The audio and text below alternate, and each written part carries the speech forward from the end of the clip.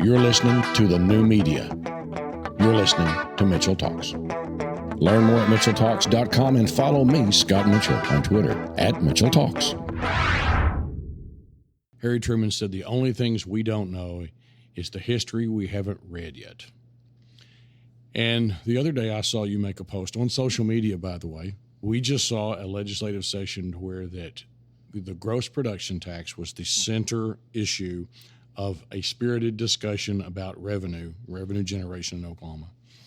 The Republicans were split. The Democrats wanted, as Pat McFerrin said in an interview recently, he said, there are some Republicans and some Democrats just want to punish the industry.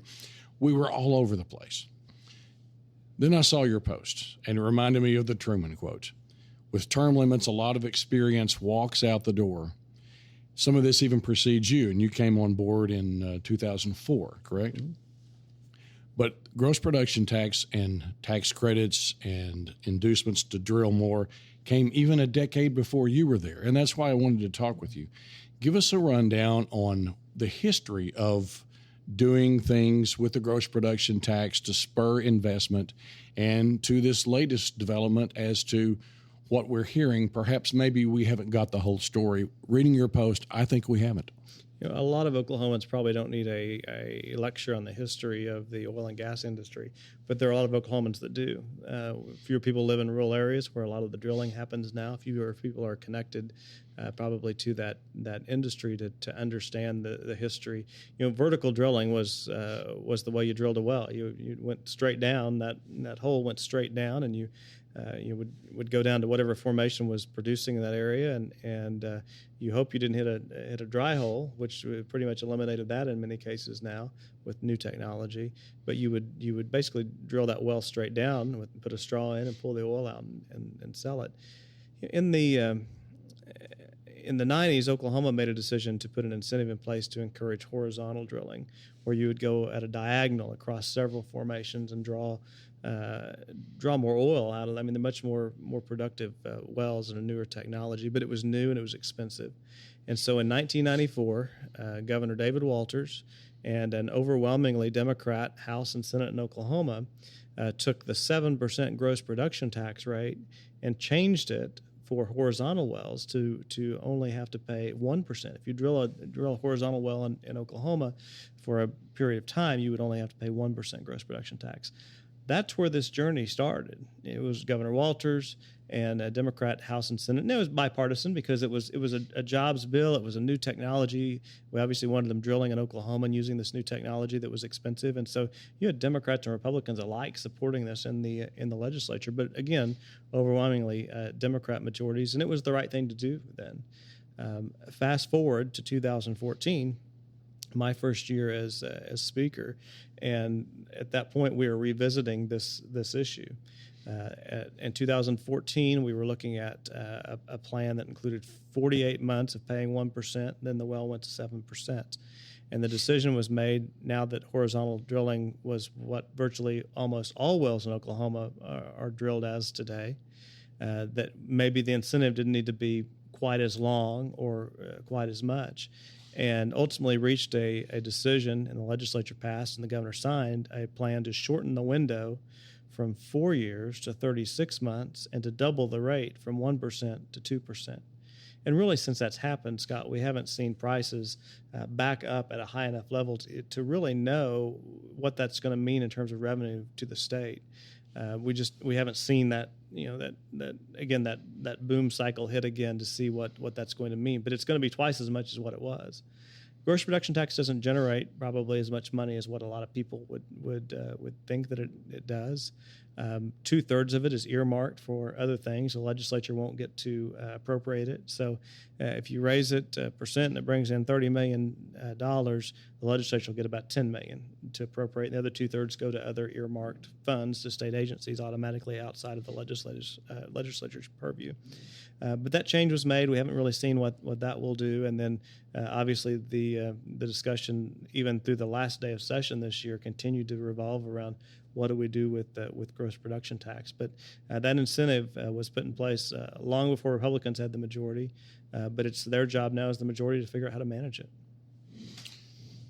So the narrative became late in the session that the Republicans may just be letting the oil and gas industry walk off scot-free. And further, the narrative was if we had raised the gross production tax to X, we don't know what that would have been, that would have balanced the state budget. What we're hearing from you and your view over 20-something years, that's just simply not, a person might say, is the truth. Right. You would have to retroactively apply it to wells that were drilled that had in their business plan either a 1% rate for 48 months or a 2% rate for 36. In order to generate the dollar sum we're talking about, it wasn't going to be just on new wells going forward.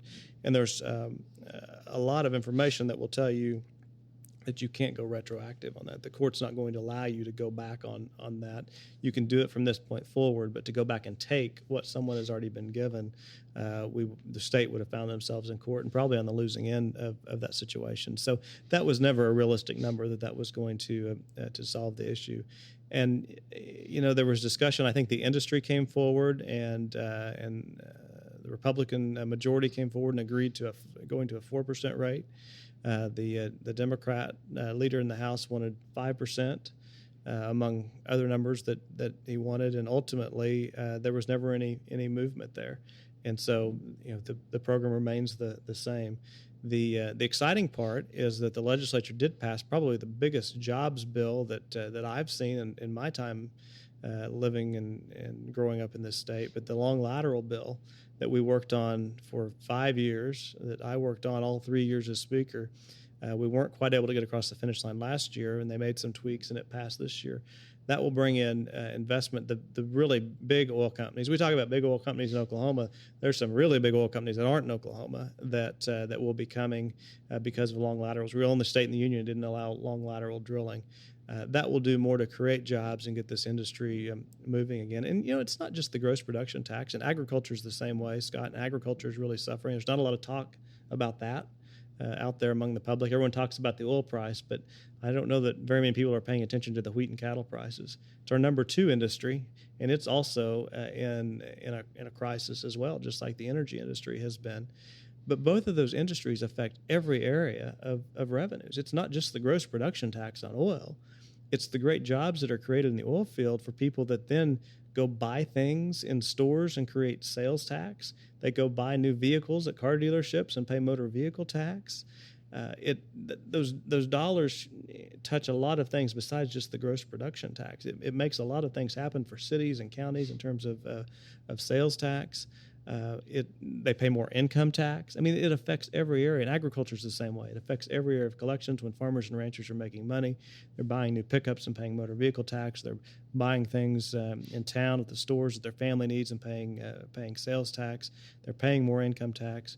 So when your top 2 industries are suffering, and the thing I worry about, and I'm already hearing rumblings about it, is from our good friends in the banking industry, they're starting to get nervous, particularly with what's going on in agriculture. And that's the next step. If you get to that point and banks go to failing, I think it will start to get everyone's attention. But it's really a challenging time for the state with our 2 top industries really struggling right now. So when the first attempt at doing something about tweaking the GPT to stimulate investment, at that time, it was closer to Penn Square Bank's failure than to now. Yeah. What does it say about the general knowledge of Oklahomans about the industry, about general economics, in terms of trying to bring folks together, build consensus on economic development? This became a toxic issue. The oil and gas industry became really vilified in terms of the younger generation, the Facebook, Twitter generation, and Republicans who the majority who actually were supporting what happened and then negotiated this. Where do we need to go forward in terms of making sure that when we're arguing or discussing these issues, we're discussing apples and apples instead of apples and oranges? Well, it really became a debate between taxpayers and tax consumers, quite frankly, in many instances. And it was never going to be the solution. And that's a little bit of the frustrating thing. I think we've been promised so many times that there's a silver bullet. If we just pass the lottery, it'll solve all our problems in education, or horse racing, or gaming, or there's always this is the solution. But then 5 years later, you're back to where you started.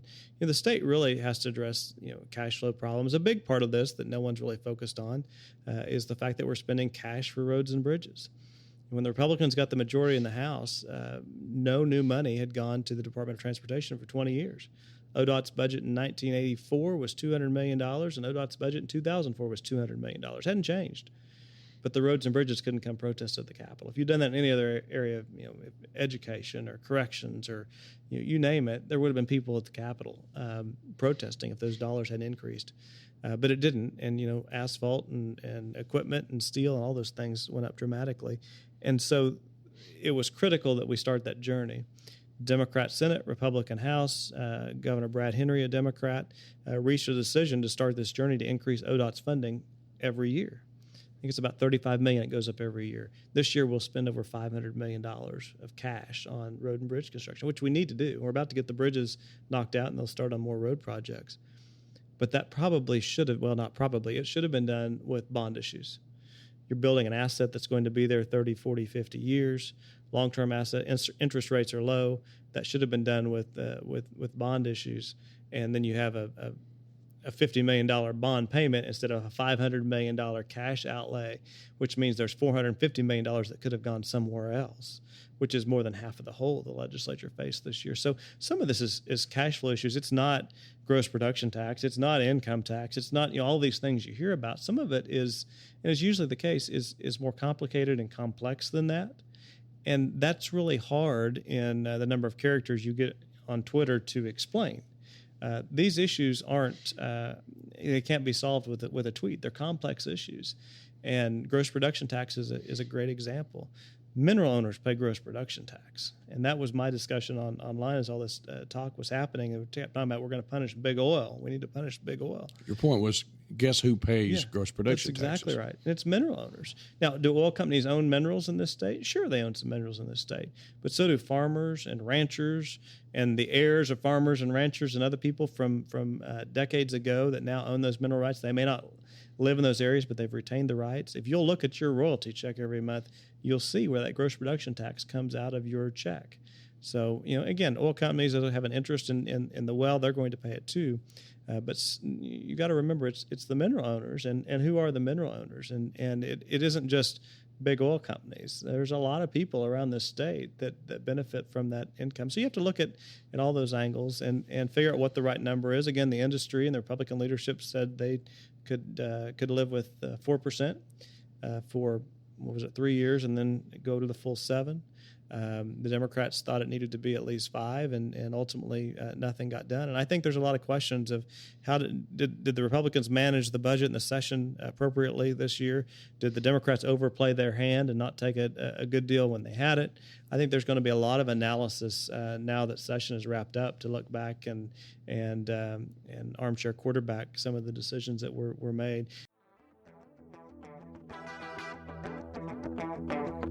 You're listening to the new media, the Mitchell Talks Network.